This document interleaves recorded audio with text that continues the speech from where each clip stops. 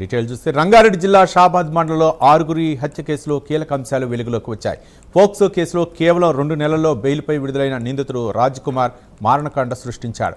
మే 16వ తేదీన పోక్సో కేసులో బాలిక తల్లి ఫిర్యాదు చేయగా మే 26వ తేదీన పోలీసులు రాజ్ కుమార్ను రిమాండ్కు తరలించారు. అయితే పోలీసులు కేవలం 7 సంవత్సరాల్లోపు శిక్ష పడే సెక్షన్లో జత చేసి కేసు నమోదు చేయడం చర్చనీయాంశంగా మారింది. మరోవైపు కేవలం 20,000 రూపాయల పూచీకత్తుతో 2 నెలల్లోనే బెయిల్ రావడంతో బయటికి వచ్చి 6గురిని కిరాతకంగా హతమార్చాడు.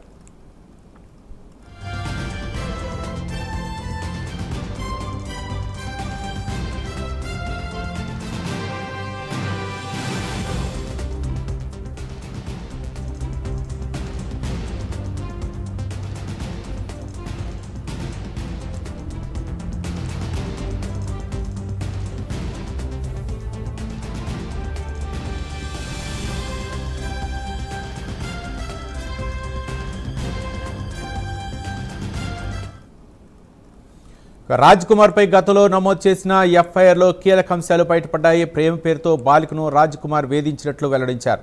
మాట్లాడాలని కలవాలని బాలికను బలవంత పెట్టేవాడిని పేర్కొన్నారు. శంషాబాద్లో కాలేజీకి వెళ్లే సమయంలోనూ వేధించేవాడిని. రాజ్ కుమార్ భయంతో బాలికను కాలేజీకి పంపలేదని తెలిపారు. పరీక్షల సమయంలో తప్పనిసరి బాలికను కాలేజీకి తీసుకెళ్లగా పరీక్ష తర్వాత బాలికను లాక్కెళ్లే ప్రయత్నించి తల్లి తప్పించినట్లు వెల్లడించారు. ఆ సమయంలోనే బాలిక తండ్రిని చంపినట్టే మీ అందరినీ చంపుతానంటూ రాజ్ కుమార్ వార్నింగ్ ఇచ్చినట్లు పేర్కొన్నారు. దీంతో రాజ్ కుమార్ నుంచి కాపాడాలని బాలిక తల్లి ఫిర్యాదు చేయగా పోక్సో కేసు నమోదు చేసి జైలుకు తరలించారు. మరోవైపు ఉన్మాది రాజ్ కుమార్ను ఉరి తీయాలంటూ స్థానికులు భారీ ఎత్తున ఆందోళనకు దిగారు. ఈ ఘటనకు సంబంధించి మరింత సమాచారం మా కరెస్పాండెంట్ కుమార్ అందిస్తారు. Kumar, thank you Ravi. అయితే ఇటు రంగారెడ్డి జిల్లా షాబాద్లోనే నిన్న అర్ధరాత్రి దారుణం చోటు చేసుకుంది.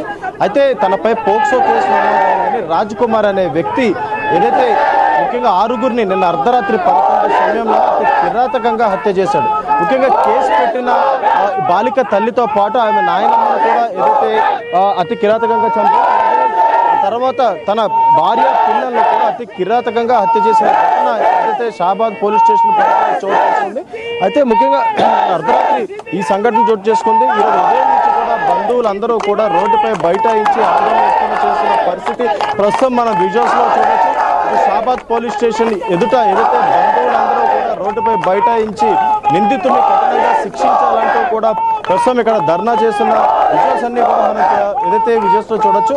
అయితే ముఖ్యంగా నిన్న అర్ధరాత్రి 11 సమయంలోని రాజ్ కుమార్ అనే వ్యక్తి ఏదైతే గతంలో మే 16వ తారీఖున అతనిపై పోక్సో కేసు అయితే నమోదైంది. అయితే మే 16 తర్వాత మే 26ని రాజ్ కుమార్ని పోలీసులు జైలుకి అయితే పంపించడం జరిగింది పోక్సో కేసులో. అయితే 2 నెలల పాటు జైల్లో ఉన్న తర్వాత వెంటనే బెయిల్పై బయటకైతే రావడం జరిగింది. అయితే బెయిల్పై బయటకు వచ్చిన తర్వాత ఏదైతే కేసు పెట్టిన వాళ్ళపై కక్ష పెంచుకున్నాడు.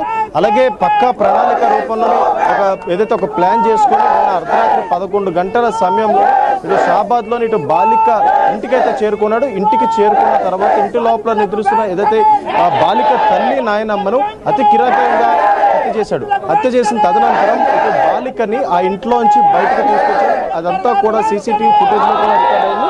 బయటకు తీసుకొచ్చిన తర్వాత అక్కడి నుంచి నేరుగా 3 కిలోమీటర్ల దూరంలోనే ఒక చెరువు దగ్గర తీసుకెళ్లి బాలికపై అఘాయిత్యం చేసి ముఖ్యంగా బాలికను కూడా అక్కడ అతి కిరాతకంగా చంపాడు. అయితే అక్కడ చంపిన తర్వాత తను వేసుకొచ్చిన కారులోని ఏదైతే తన భార్యకు ఫోన్ చేసి ఏదైతే తన పిల్లల్ని చూడాలంటూ కూడా ఆ భార్యకు చెప్పడంతో కూడా భార్య ఇంట్లోకి అయితే రానిచ్చింది.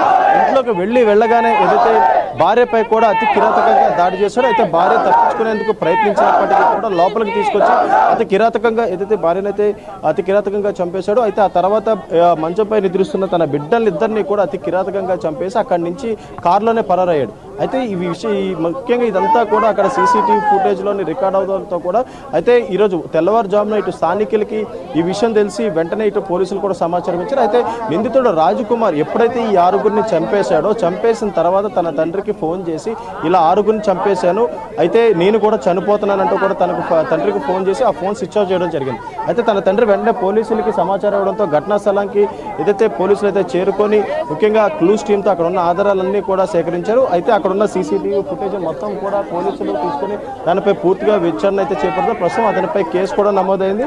అయితే ముఖ్యంగా గతంలో ఏదైతే ఈ బాలికను చాలా ఇబ్బంది పెట్టినట్లు కూడా తన తల్లి ఏదైతే గతంలో ఇచ్చిన కేసులోనే పేర్కొంది. ముఖ్యంగా కాలేజీకి వెళ్ళిన సమయంలోనే బాలికని చాలా ఇబ్బంది పెట్టేవాడని, తనతో మాట్లాడకపోతే తన బాలిక తండ్రి ఏ విధంగా చనిపోయాడో అదేవిధంగా తన తల్లి అలాగే నాయనమ్మను కూడా చంపేస్తానంటూ కూడా ముఖ్యంగా ఏదైతే వాళ్ళు బెదిరించినట్లు కూడా కంప్లైంట్లో పేర్కొన్నారు. అయితే పోలీసులు దీంట్లో కొద్ది నిర్లక్ష్యం తీసుకోవడం వల్ల ఏదైతే ఈ 6 హత్యలు జరిగినాయంటూ కూడా ఇటు చనిపోయిన వాళ్ళ బంధువులు అందరూ కూడా ప్రస్తుతం రోడ్డుపై బైఠాయించి నిరసన వ్యక్తం చేస్తున్నారు. ముఖ్యంగా నిందితుడిని వెంటనే ఏదైతే ఇక్కడికి తీసుకురావాలి, అలాగే ఇక్కడ అందరి ముందు ఏదైతే శిక్షించాలంటూ కూడా వాళ్ళు ఇక్కడ ధర్నా చేస్తున్న పరిస్థితి అయితే ఉంది. ముఖ్యంగా కొద్దిసేపటి క్రితమే ఏదైతే future city commissioner Tarun Joshi కూడా సంఘటనా స్థలాన్ని చేరుకొని పూర్తిగా పరిశీలించారో తనకు వచ్చిన సమాచారం మేరకు ఏదైతే పోలీసులు ఘటనా స్థలాన్ని చేరుకుని అక్కడ జరిగిన ఉదంతం మొత్తం కూడా పూర్తిగా ప్రక్రియ మొత్తం కూడా చేసినట్లయితే తెలుస్తుంది. అయితే ముఖ్యంగా నేను అర్ధరాత్రి ఈ సంఘటన జరగడంతో కూడా ఒక్కసారిగా షాబాద్ ఏదైతే నగరం ఉలిక్కి పడిందని చెప్పొచ్చు. ముఖ్యంగా తెలంగాణలోనే ఒక సంచలనంగా ఈ కేసు మారిపోయిందని చెప్పొచ్చు. అయితే నిందితులు ప్రస్తుతం పరారీలో ఉన్నారు. అయితే నిందితులు పట్టుకునేందుకు కూడా పోలీసులు ప్రత్యేకంగా 9 బృందాలు ఏర్పాటు చేసి నిందితుల కోసం గాలింపు చర్యలు అయితే చేపడుతున్నారు. Ravi, thank you Kumar.